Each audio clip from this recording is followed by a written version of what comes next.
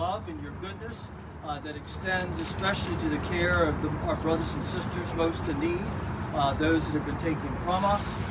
This past week or so, we remember the 115 here in D.C. Who were taken way too soon from us.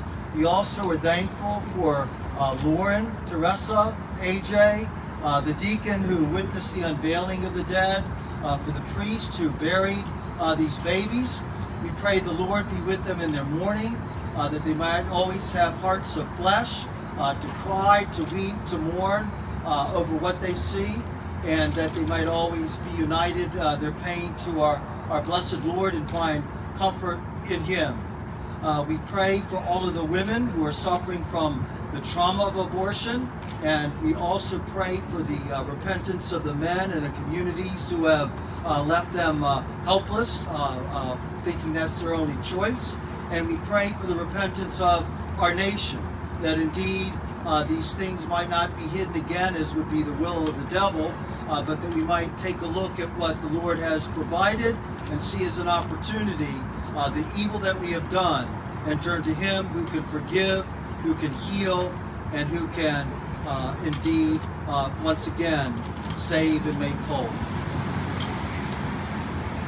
Thank you. My name is Brian Kemper. I'm with Stand True, Pro-Life Outreach, the youth outreach of Priests for Life. I was thinking about this on the plane yesterday, coming here. When I first got started in the pro-life movement in the late 80s and early 90s, one of the first things that I did was speak at a funeral for over 17,000 babies that were found in storage dumpsters in California. Now, being in this movement for 30 years, when I opened up the video of the 5 children that are in this building, it still affects me the same way. It still draws that same emotion, that same pain, that same hurt. I sat down with my son and explained to him and showed him, and he just is like, Dad, how? And that's exactly what we have to ask, is how are we allowing this to happen? How are we allowing this to happen continually in our nation and around the world? And the answer is because of the silence of the church and the silence of so many people that call themselves saying, oh, I'm against abortion and pro-life, but do nothing about it. Today, we have something that we can do, and that's call for direct action. Call for the medical examiner to perform the autopsies, to investigate the murder, and I use that word murder, of these innocent children. I have a few statements to read before we continue, and I'll bring the other speakers up. Excuse me, I'm sorry, the papers got printed out pretty big here. This first statement is from Senator Langford and 22 other members of Congress. Dear Mayor Bowser and Chief Conte, as United States Senators, we have an obligation to conduct oversight over the District of Columbia to ensure D.C. upholds laws enacted by Congress, particularly those enacted to protect and uphold the sanctity of human life. Last week, D.C. Metropolitan Police recovered the remains of 5 preborn children, apparently from the Washington Surgery Center in Washington, D.C., a facility operated by the late-term abortionist Dr. Cesar Santangelo. Instead of ensuring that the horrific deaths of these children were properly investigated, Metropolitan Police made the assumption that each child died as a result of illegal abortion. It is our understanding that this assumption was made without conducting any medical evaluations. We also understand from the press reports that the D.C. medical examiner does not plan to perform autopsies on the children. This is completely unacceptable. While other horrific methods of abortion unfortunately remain legal for the time being, killing a child through partial birth abortion is a crime under federal law.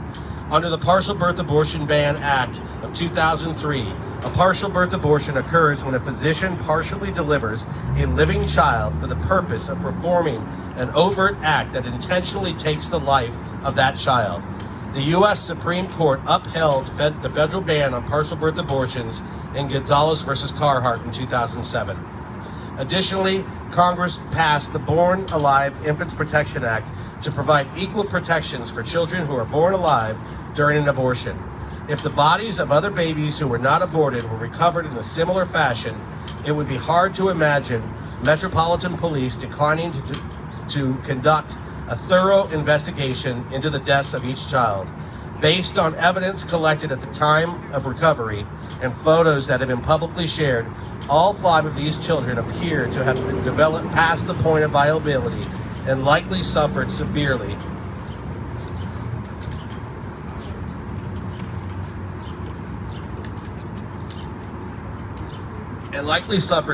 painful abortion procedures. Though without an autopsy,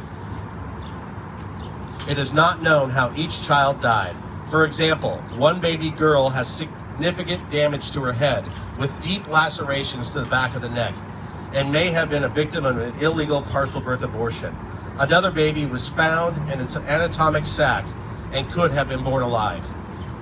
These 5 children, like all children, have inherited value and deserve better than abortion. They deserve life, but in a minimum, they deserve to have their deaths investigated to ensure that no DC or federal laws were broken. In light of this, we demand that through an investigation conducted into the death of each child, in order to accomplish such an investigation, we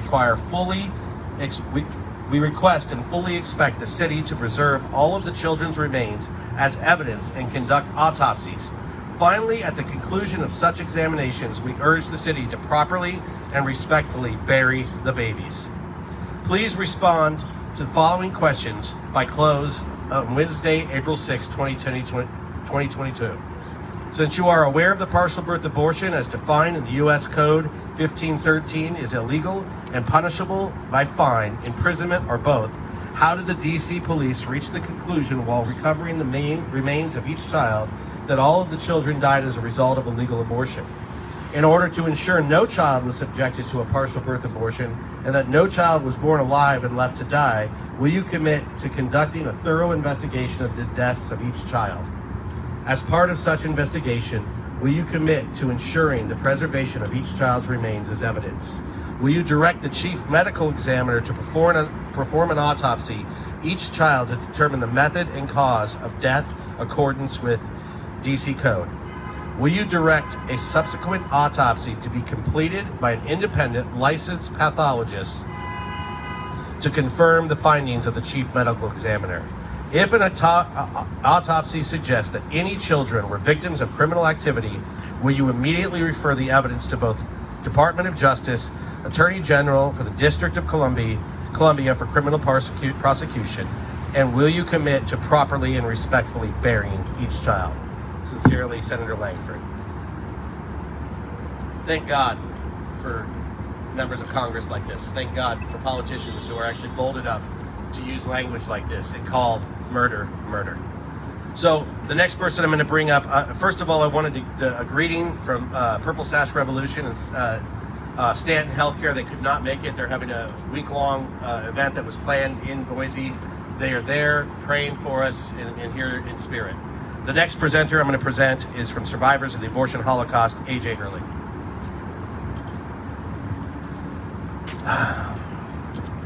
How's everybody doing? We are present today, and it's just so much more than a rally. There's so much going on here. You guys are all present for a funeral memorial. The funeral memorial that these 5 children, the only memorial that they will ever have, as their bodies are right behind us in a DC cover-up in plain sight.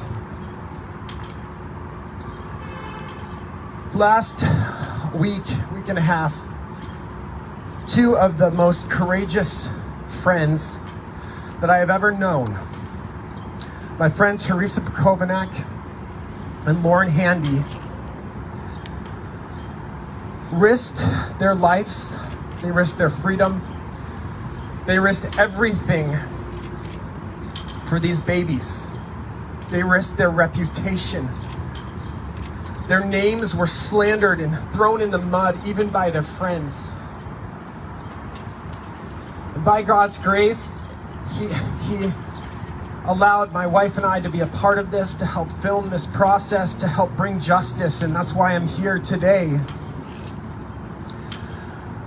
There's so little laws that protect children, but it is just unhinged. It is unbelievable that the two federal laws that are supposed to protect late-term children, we now realize there is no means of enforcement. And even when we come forward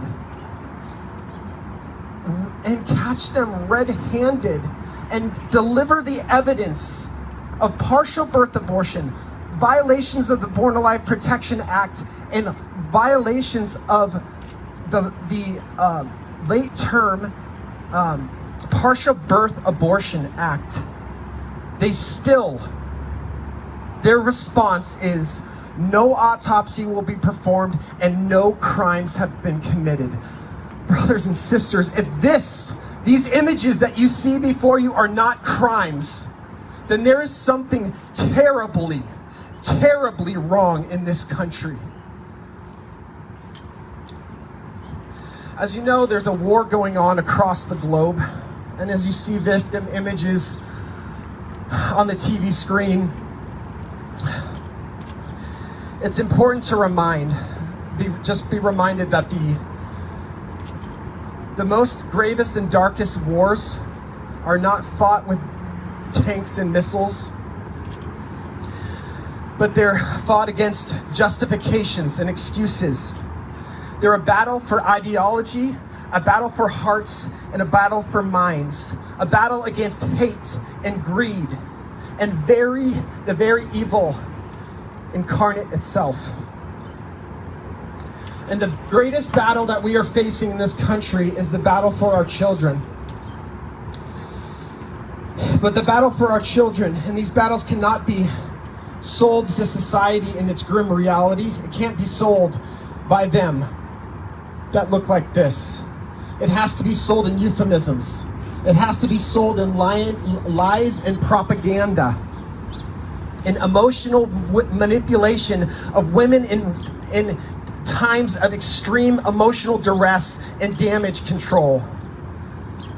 But progress and rights and freedom cannot be built on the backs of 2,363 murdered image bearers of God every day.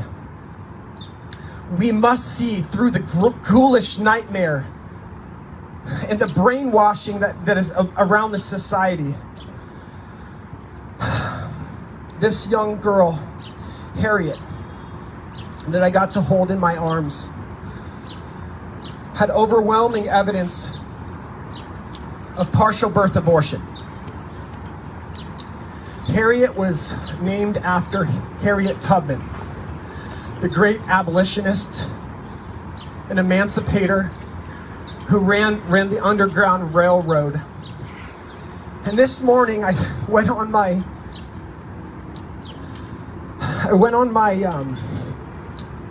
phone to research her dates. And I found out that Harriet's birthday was the same week that we picked up these children, exactly 200 years ago to the date. And Harriet's last words before she left this earth was to look at her people and say, I go to prepare a place for you.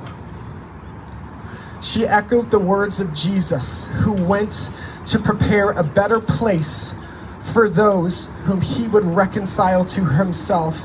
And it is no mistake that the eyes of this precious little girl were open to tell the entire world that she, by the Spirit of God, is still fighting for the injustice of people who are marginalized and people who are dehumanized and people of whom society say are not persons. We will march with you, Moses, to the promised land, and deliver justice for these babies. Justice for Phoenix. Justice for Christopher X. Justice for Holly. Justice for Angel. And justice for Harriet. And by God, justice for the 5. We demand an autopsy. We demand a proper funeral. And by God, let us rise up and demand justice for the 5.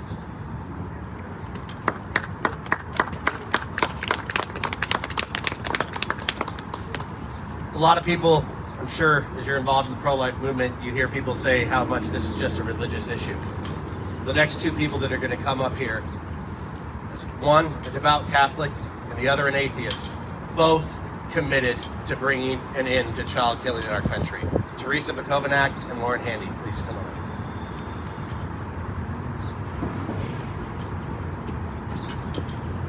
Thank you. Thank you guys for being here. I am the token atheist he was talking about. I want to thank everyone who has come to help us in this time of need. It's been an incredibly difficult experience for both of us. And especially want to thank AJ, who came to help us, and also Randall Terry, who's been an incredibly supportive presence in our lives these last several days. On March 25th, Lauren is the Director of Activism for the Progressive Anti-Abortion Uprising. I'm the founder and executive director. We often engage in anti-abortion activism and do what we refer to as a Pink Rose Rescue. It's a nod to the Red Rose Rescue movement, where we go inside abortion facilities, we hand out a rose, we offer the moms support, financial support, and remind them that it's not too late to choose life. On this day, March 25th, the day of the unborn child, we had decided to go to the Washington Surgery Center to do a Pink Rose Rescue. When we got to the Washington Surgery Center, there was a truck there from Curtis Bay Energy and someone about to load 2 boxes that we saw that were sitting on a dolly onto the truck. Once we confirmed that the boxes were from Washington Surgery Center and we had informed the driver that it was probably dead babies inside, he agreed to allow us to take one of the boxes.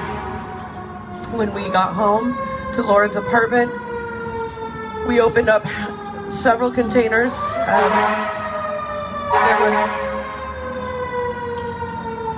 There was 115 unborn babies in the box total, and we opened the plastic containers that contained the babies that are pictured in front of you today. It's definitely the worst experience of my life. I'm sure it's true for Lauren as well. We've been anti-abortion activists for many years. We're tough activists. We've been arrested. We have been assaulted. But I don't think either of us were prepared for what we were about to see. Our heart breaks for these babies and for their parents. We know that no one wants this for themselves or their child, that this is a symptom of a very deep problem in our society. There is profound economic injustice, and that is why the Pink Rose Rescue is so effective. When we go into clinics and we say, we're here for you, we can help connect you with resources. Moms leave the clinic. We save lives. And I'm hoping that you all have maybe a deeper understanding of why we do what we do. In Washington, D.C., east of the Anacostia River, there is a maternity desert. There is no help for some of these moms. And so we are that lifeline. We're taking a final opportunity to try to connect people who are in these vulnerable circumstances from exploitation by killers like Santangelo. And these babies, Their bodies are here at the medical examiner right now. And the DC police and the mayor have basically refused to do anything about this, to investigate these deaths. I want to thank Congress, the members of Congress who wrote the letter to the mayor and to the DC police demanding an autopsy and making the other 6 demands that Brian read aloud at the beginning of this rally. We also want to demand that Congress pass the Born Alive Abortion Survivors Protection Act, because without these enforcement mechanisms, these crimes will continue to occur. And we're not going to stand for it. We're going to continue fighting. And we hope that you will continue to fight with us, to take a stand, to overcome our fears of people hating us, of facing sanctions, of taking risks. We have to challenge the status quo. This is the status quo in America. This is murder. And we have to stand up and fight with every nonviolent tool in our toolbox. So please join us in that mission. Lauren, would you like to say a few things? I want to thank everyone who's come out here today and for the support all across the country. And I mean, as progressives, it's just amazing to see how we can come together across the aisle, across the ideological spectrum to demand justice for the 5. The shockwaves of abortion have gone deep into our country, and the effects are devastating. But there's hope, and there is healing, and there is love, and there is beauty. And we can create safe and sustainable communities for all of us. May God have mercy on us. Thank you. You know, there's a lot of misinformation out there on social media, and even from the pro-life side on there. I will ask you not just to share about this story, but to share about the bravery of Lauren Handy and defend this amazing woman on social media where you see her being bashed. I beg you to stand up for her and defend her, because her name is being thrashed by people that are supposed to be on our side, and that has to stop. We have to stop that. So Lauren, personally, right now, I want to thank you. You are a hero. Thank you. And I know she hates that I did that. So my next speaker actually couldn't make it. He had to speak in Baltimore this afternoon. It was already predetermined. My boss and friend and our colleague, Father Frank Pavone, sent a statement for you guys. Dear brothers and sisters, since the early 1990s, I've been involved in burying the remains of babies killed by abortion. Our land is covered with those babies and their blood, and the discovery and retrieval of these bodies will continue to happen as long as abortions continue. It is critically important that we show the American people what abortion does to unborn babies, and that therefore we photograph the bodies and show them widely, just as the images of the Holocaust victims serve to remind us of that horror. As I always say, America will not reject abortion until America sees abortion. That is why we have established the webpage lookatabortion.org. It is likewise important that we bury these babies. The abortion industry is guilty of dishonoring, desecrating, and disrespecting the human bodies of these babies. When you kill the body, you kill the person. We in the pro-life movement do the opposite. We honor with reverence and respect the human bodies of these babies. The medical examiner has no business holding on to these bodies. Their job is to examine. We call on them to do exactly that through the proper autopsy and then the release of the bodies, and the faith leaders in the pro-life movement who can arrange for their burial. God bless all of you for being a part of this. Father Frank Pavone. Our next speaker, and as we go down the list, we got about 4 minutes each to keep this all on time. Our next speaker, we have Monica Miller. Monica Miller, Director of Citizens for a Pro-Life Society. I am one of maybe 50 people, maybe I should say now 52, that have had the experience of actually retrieving aborted babies from abortion clinic trash dumpsters, beginning in 1987, then again in 1988, then again in 2008, then again in the year 2010, and then in the year 2018, and in the year 2021. I've seen literally thousands of bodies of aborted babies. I've handled them, I've photographed them, I have buried them. Every time I open up,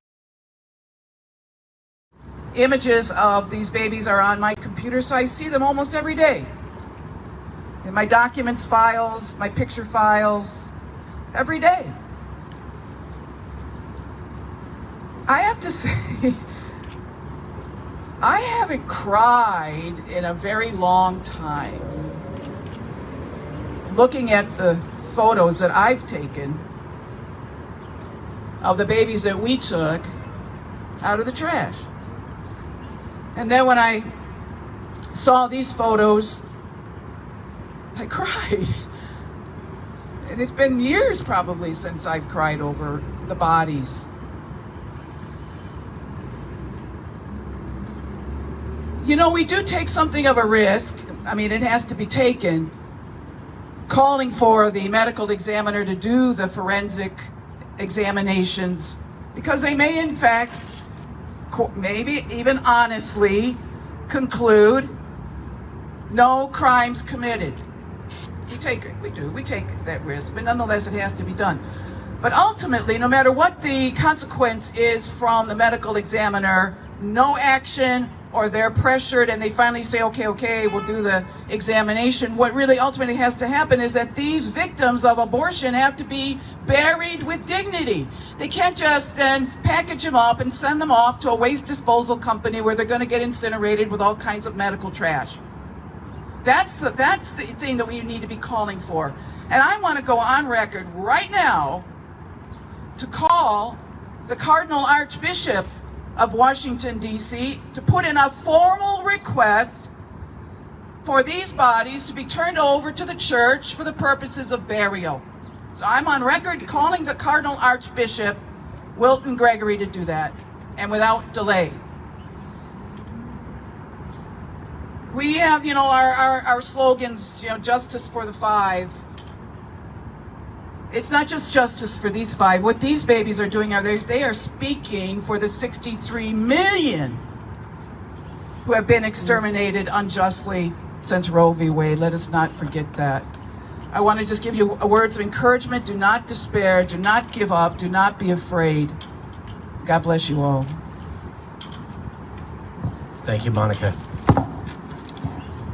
Next, we have Mark Lee Dixon, great state of Texas. Thank you. My name is Mark Lee Dixon, Director with Right to Life of East Texas and founder of the Sanctuary Cities for the Unborn Initiative, which paved the way for the Texas Heartbeat Act. It's not a fun thing to gather today here. Gathering today because a crime has been committed, and we long for justice for those babies. It's good to see a number of respectful members of the media here. Abortion Access Front, it's good to see you too. Every single one of us need to pay attention to these images. These are babies made in the image of God. And of course, our cries today is for justice to be done. We want an autopsy on these 5 bodies. And Mayor Bowser, if you are listening, I know you're diagnosed with COVID, and we wish you a speedy recovery. But I realize that you're a very accomplished woman in this city. You are a single mom, and I love single moms. Single moms are to be celebrated. And I know just a few years ago, you ended up adopting a baby girl. Yesterday, I was reading article after article where you were talking about that experience of adopting that baby girl. You said you had so much to share. You said, as any new mother would feel, you're thrilled, nervous, and looking forward to each and every stage. And you went on to talk about how having that baby that you adopted was going to affect the policies that you implemented here in Washington, D.C. Mayor Bowser, I have a question for you. When you adopted that newborn baby, at what age was that baby when that baby was born? Could it be that that baby that you adopted was the same age as these 5 babies? If you can't confidently answer that question, seeing these pictures, which are plastered all over the news, then I implore you, do the autopsy. You have an obligation. Amos 5:15 says to hate evil, to love good, and to establish justice within the city gates. Mayor Bowser, I will celebrate you being a single mom that's accomplished so many things.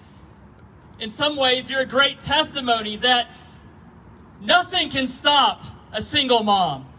That you can run one of the largest cities in America and be a good mother to your child. And so I'm pleading with you. You said on the record that you wanted for your adopted child the same that you want for other children. That you wanted to treat them equal. So treat the children equal. Mayor Bowser, please order the autopsy, order it quickly, and let justice be done in Washington, D.C. Thank you, thank you. Do we have Kelly Lester here? Has she made it yet? No. All right, Matt Smith, come on down.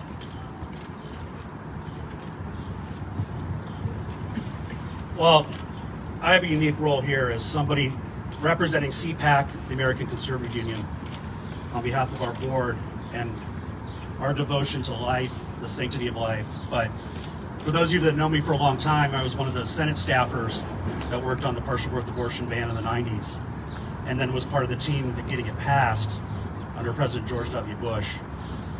And the day we were all at that signing ceremony at the Reagan building a few blocks away, and we walked away, and it was a momentous occasion, a joyous occasion for the pro-life movement. It didn't last long, because we all looked at each other and said, we're gonna have to fight this fight every day from here on out to protect this law and protect these babies. So thank you to all of you being here today, continuing this fight. But it's the greatest disappointment to know when we have success, we have these horrendous setbacks and this crime that has taken place with these babies. So we join with our friends here calling for an autopsy, calling for an investigation. Because until then, there will not be justice for these children. There will not be justice for their memory. Until that day, any inaction by the people in this building behind us, they are accomplices to their murder. And that's the ultimate result. Thank you all for being here. Thank you, Matt. Next we have Herb Garrity. Thank you, Brian. My name is Herb Garrity. I'm the Executive Director of Rehumanize International. I'm also proud to be a board member of the Progressive Anti-Abortion Uprising with Teresa Bukovnak. As Brian mentioned, there's been much in the media about this incident, and in particular about my friend Lauren. I am proud to have been friends with Lauren for a many number of years, and these past few weeks, seeing the lies and the conjecture and the assumptions from both the secular mainstream media, but also from our pro-life friends and pro-life leaders who I respect. It's been very difficult. I've seen my friend Lauren both be demonized as this creepy, fetus fetishizing hoarder ghoul. And I've also seen her be deified by my fellow pro-lifers as a living saint. I love Lauren, but the reality is much more simple. Lauren is a human being. She is complicated and endearing and frustrating and eccentric.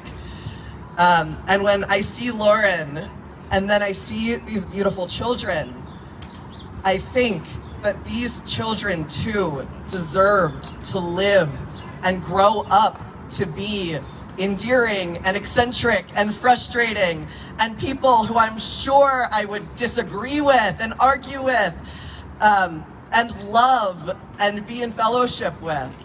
And these children will never get that chance. Many people, again, have been upset at the way that this news came to be, that Lauren had these children in her stewardship, in her apartment. And the media has again made much ado about that. And I agree with many of Lauren's detractors. Lauren should never have had those children in her apartment. But that is because Dr. Santangelo should have never killed those children. The DC police, when they know that murder is happening, that killing is happening, it is their responsibility to step in. But every day, they stand by and allow this killing to continue at that clinic and at clinics across the district. So now that we are outside the medical examiner's office, I want to make sure that they hear us. So please join me in calling for justice for the 5. Justice for the 5! Justice for the 5! Justice for the 5! Justice for the 5! Justice for the 5! Justice for the 5! Justice for the 5! And my fellow activists, I have a question for you. How do you spell cover up? DCPD! How do you spell cover up? DCPD! How do you spell cover up? DCPD! How do you spell cover up? DCPD! One more time. How do you spell cover up? DCPD! Thank you, all of you, for being here and for giving a voice to these children. Thank you. Thank you, Herb. Appreciate that. Next, my friend Brad Mattis from Life Issues Institute. Come on up, Brad. Well, I didn't know Lauren before this all happened, but I sure do now.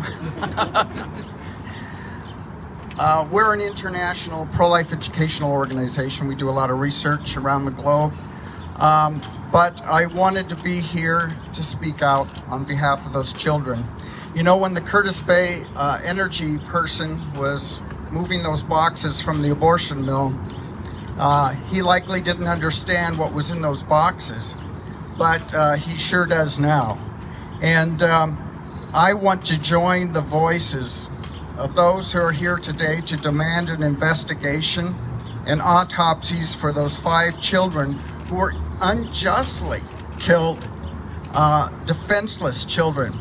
But I want you to know them, so let me introduce each of the 5 victims. Christopher X is right there. It's likely he's 28 to 32 weeks old in the womb. He appears to be in the 3rd trimester, near term, and he looks like, Christopher looks like he belongs in a nursery, not in the garbage from an abortion mill. Harriet, right here. Harriet's a baby girl estimated to be 23 to 30 weeks old. And she had a deep laceration on the back of her neck, which is consistent with a partial birth abortion, which would have been a criminal activity and a violation of a federal law. Holly. This is a particularly gruesome picture and way to die. She's a baby girl about 26 to 28 weeks old. She had experienced a brutal and violent abortion. Holly suffered decapitation and severed body parts. She was the likely victim of a live dismemberment abortion. Now, live dismemberment abortion, let that sink in and understand that she felt the brutal pain of that dismemberment abortion. Angel is a baby boy. He suffered the same fate as Holly. His body was also severely dismembered, as you see here. These children felt that excruciating pain of being ripped limb from limb, alive in the womb. You know, we wouldn't do that to an animal, but yet we have an abortion industry that is killing about 2,400 children each and every day across the United States. And then there's Phoenix. Okay, thank you. Phoenix, we don't know the sex of this baby because the child is in the fetal position and the amniotic sac is intact. It's very likely that this child was born alive and left to die, which would have been a violation of federal law. We demand justice for Christopher, Harriet, Holly, Angel, and Phoenix. And we demand justice for the other 110 babies that were also in that box of tragedy. We want some accounting, we want some accountability for the firm that takes unborn babies' bodies and they incinerate them to build electricity, to generate electricity for the community. That's an awful, gruesome aspect of the killing industry. And we also want the Supreme Court to rule with justice and human compassion on the Dobbs late-term abortion case. The timing of all of this is quite remarkable. The Supreme Court has the authority to rule that legislation constitutional, and that would give states the authority to stop this brutal, nightmarish way that they are killing children by the hundreds, by the thousands, by the tens of thousands, and by the millions, about 63.5 million babies since 1973. That's, by the way, greater than the entire population of Italy. So if it gives you an idea of how many children are missing in action, it is that large a number. So we gather today in unity. We are a very diverse group of people before you, but we all have one thing in common. We stand for the protection of unborn babies from the moment of fertilization until natural death. Thank you. Thank you, Brad. Next up, we have Missy Smith from Wake Up. Thank you, Kevin. I'm Missy Smith and the founders of Wake Up, Women Against the Killing and Exploitation of Unprotected Persons. First of all, I want to thank Almighty God for his amazing plan to reveal this horrid truth about the slaughtering of his precious children by Cesare Sant'Angelo. I want to thank the 9 heroes who were arrested in Sant'Angelo's office to expose him and save babies. I want to thank the women who alerted me to finding of a full-term baby in the toilet of a Maryland restaurant. She was a victim of Sant'Angelo's. I retrieved her and named her Philomena Grace. Philomena Grace had a proper Catholic burial. Oh, you have. Thank you. This is what Philomena Grace looked like. She was a full-term, beautiful baby girl. I want to thank Lauren and Teresa for their fiat in getting the babies, naming them, and having them photographed, loving them and giving them a funeral mass. I want to thank AJ and Lori for their participation, which changed all of those 4 people's lives forever. I want to thank Randall Terry for his masterful media strategy. He is the P.T. Barnum of the pro-life movement. I want to thank Mark Harrington of Created Equal and his project, Weak Link. I started working with Mark at late-term abortionist Leroy Carhart's mill in Bethesda, Maryland. Because of his direction, we were successful in filming the removal of boxes of babies, having 3 drivers quit and 2 companies break their contracts. It does work. Go to his website and look up Project Weak Link, and you can see what you can do. I want to thank Cheryl Selinger for her remarkable help in so many ways. I want to thank all of you here today who have given your fiat in so many ways for so many years. Curtis Bay Energy has changed their website and publicly denied that they turn biomedical waste into electricity for the Baltimore area. This does not pass the smell test. Those that live near the generators of Curtis Bay Energy are plagued with the putrid smell of burning flesh from the bodies of aborted babies. Hold the line. We will bring down the abortion cartel. Continue to flood Curtis Bay Energy with calls and letters demanding that they discontinue this despicable practice.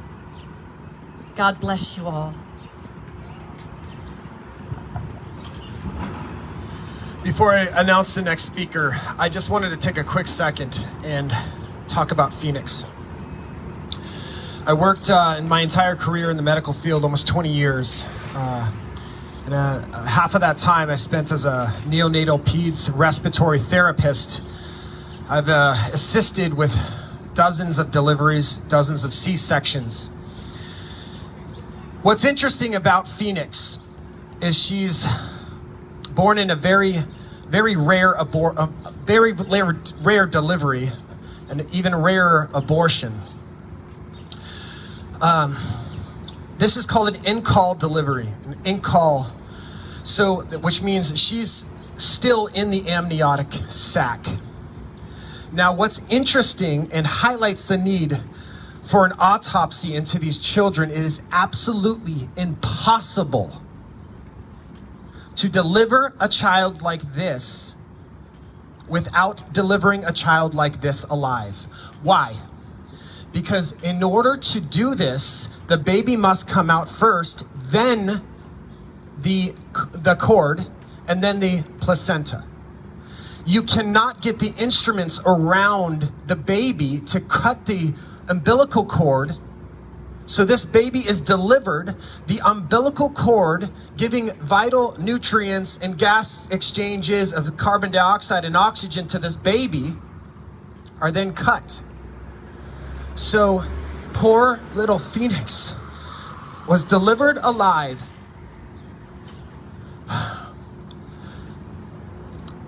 The umbilical cord cut, and she is purple and blue because she was set on a table to drown in her own amniotic fluid.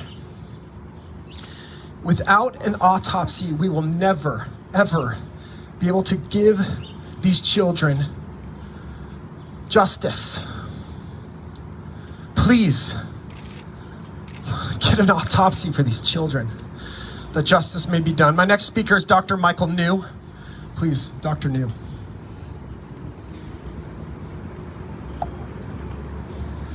Thank you, AJ, and thank you everyone who came to attend and spend part of your Friday with us. Great to see a lot of media here. I have 3 words for any media outlets covering this rally. And if you don't take anything else from my talk, remember these 3 words. We warned you. More than 10 years ago, Kermit Gosnell was arrested. Almost 8 years ago, Kermit Gosnell was convicted of 3 counts of murder and 1 count of involuntary manslaughter. Those of us in the pro-life movement, we warned you. Gosnell is not an outlier. Gross misconduct in the abortion industry, especially among late-term abortionists, is common. And sure, after we yelled and carried on and went on social media, the media did cover Gosnell. But they treated it like an isolated crime story. Afterwards, the media did not investigate abortion facilities. The media did not investigate misconduct in the abortion industry. The media did not investigate or discuss abortion at all. Again, they treat Gosnell like an isolated crime story. Years later, nothing has changed. The media, oddly, seems very interested in how Lauren handled the remains of these children. But they have no interest or little interest in the fact that 5 healthy, viable children were unjustly killed at an abortion facility just a few miles from here. No one outside the pro-life movement seems to care. There's evidence that some of these children might have been born alive and then killed.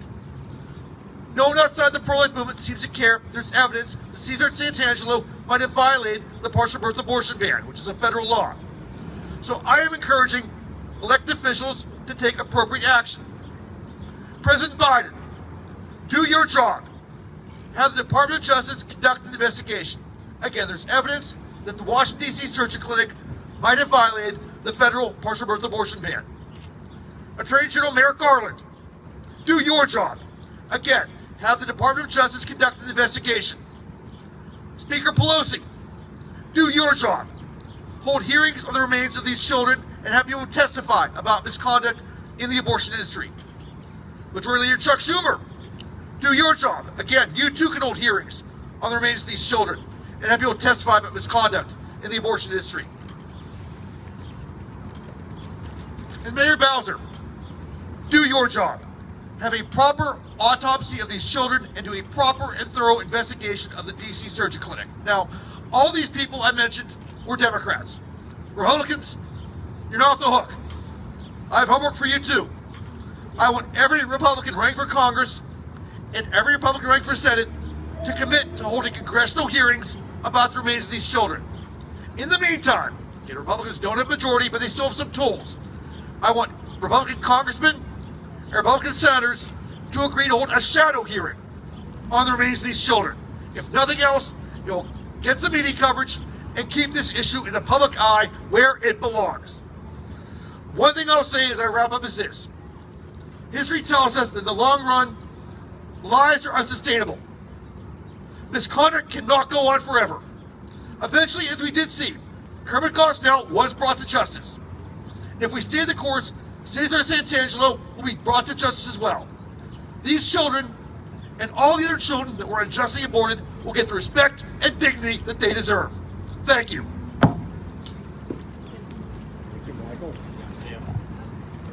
Next, we have Anna Lulis with Students for Life of America. Anna.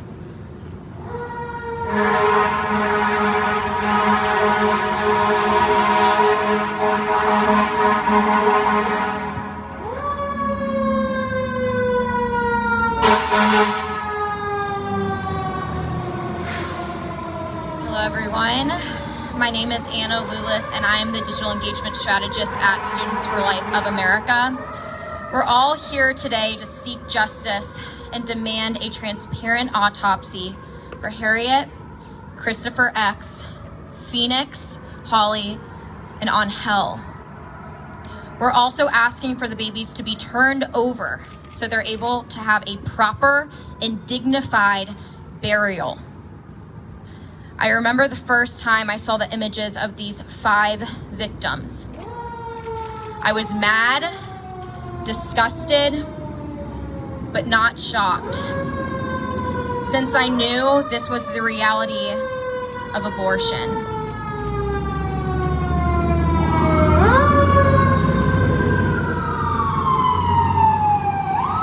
Innocent and vulnerable human beings are being brutally dismembered, poisoned, or crushed. They can't fight back. Their voices are silenced. Their bodily autonomy is infringed upon, and their human rights that should be protected no matter the circumstances, were stripped.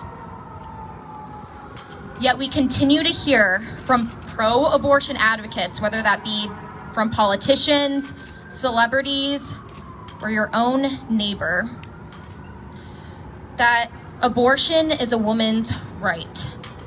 And if it's a woman's body, it should be her choice. So I'm gonna ask you all a few questions today.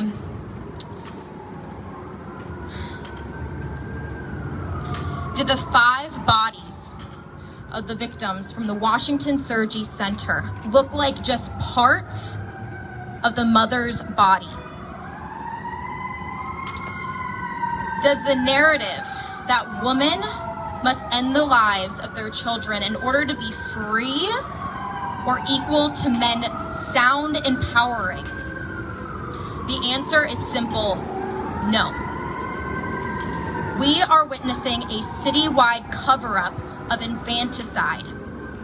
We deserve answers.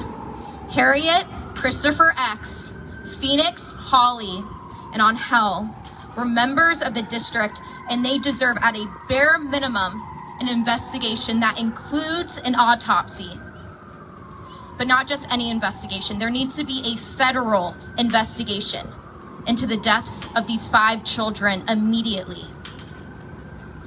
But since they're in the hands of the Washington medical examiner, all I have to say is this: do your job and perform an autopsy. Thank you for having me today. Thank you so much. We have one more speaker, and then what we're going to do is we're actually going to have everybody, we're going to have someone over here passing out. We're going to go this way, and we're going to walk one by one and lay our flowers on the steps of the medical examiner's office, and then come back around this way to the end for a close. Deritage. So the last speaker is Savannah Deritage from Students for Life America. Savannah? I got that correct. Hello, everyone. My name is Savannah Deritage, and I'm the Public Relations and Policy Coordinator with Students for Life Action. Some words that came to my mind the moment I saw the heart-wrenching images of the 5 precious babies were heartbreaking, devastating, egregious, and irreplaceable.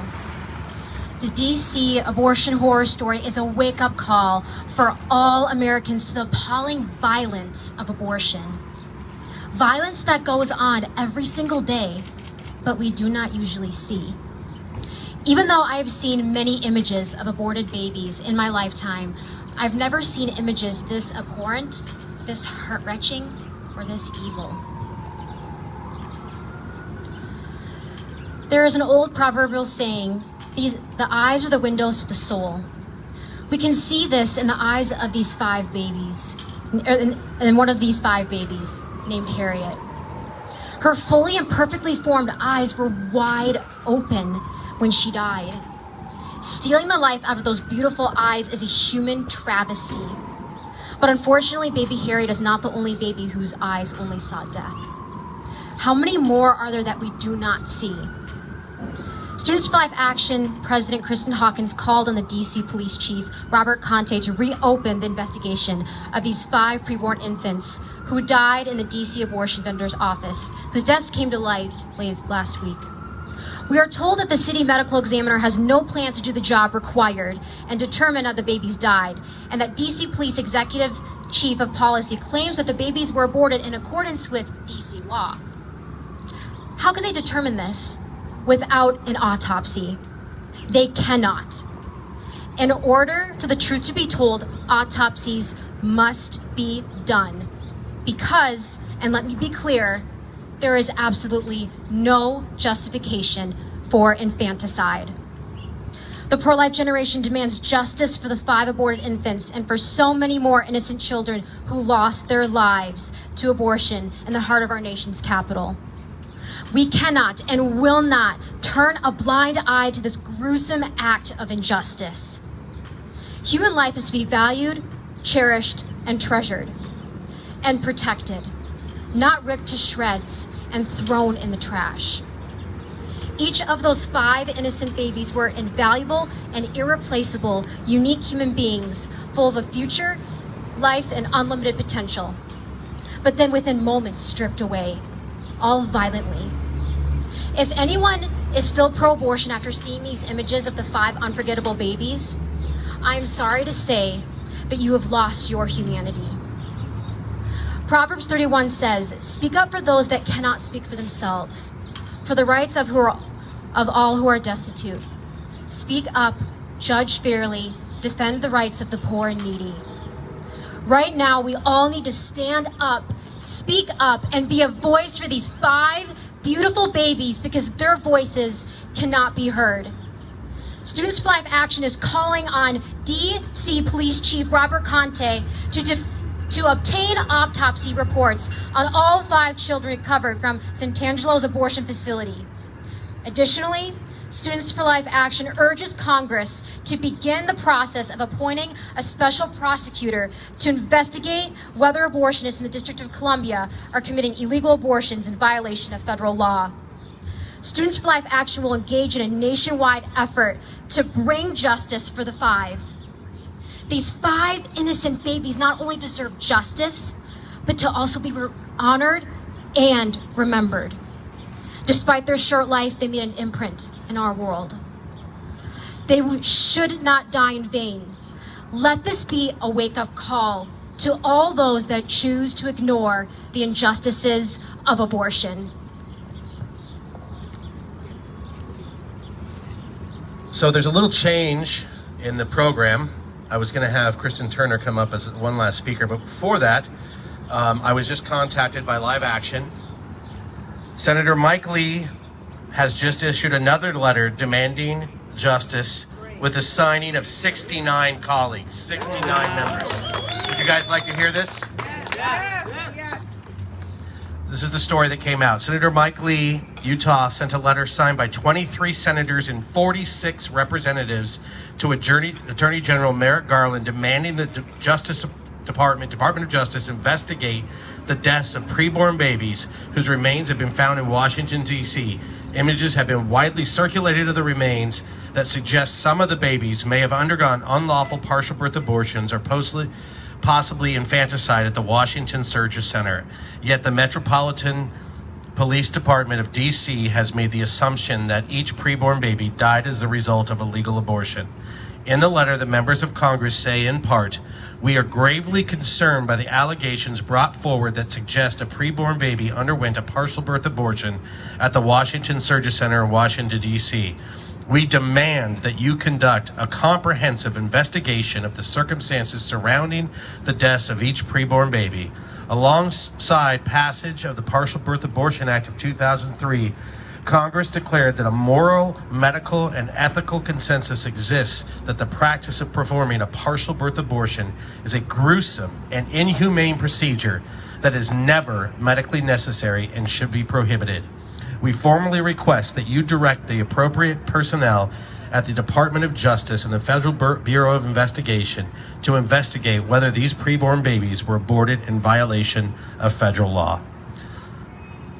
What an awesome letter. Thank you, Senator Mike Lee and all the signers. You can find this online, and it has everybody who signed that letter. So now I'm going to introduce Kristen Turner, Pro-Life San Francisco. Hello, my name is Kristen Turner. I'm the Executive Director of Pro-Life San Francisco. And something that I think we fail to realize is that these were not the only children that serial killer Cesare Santangelo has killed. Just yesterday, a reporter went to ask Santangelo questions. She went to the Surgery Center. And as she was there, she saw a woman late in pregnancy, her belly poked out with her unborn child, writhing in pain in the hallway, telling her that her abortion had just begun. These 5 children are not the only ones who are dead, and likely Santangelo killed another beautiful human being like the ones we see here yesterday.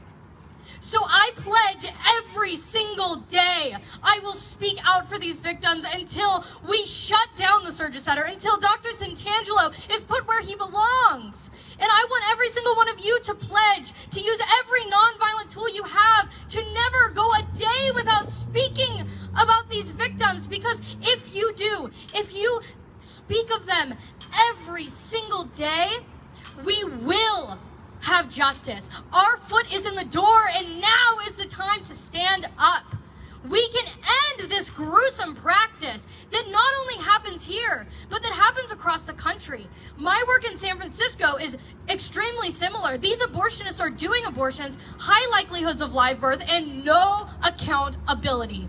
So if we spend every single day speaking up for these victims, we can end this, and we can have not just justice for the 5, but justice for every single one of them. Thank you.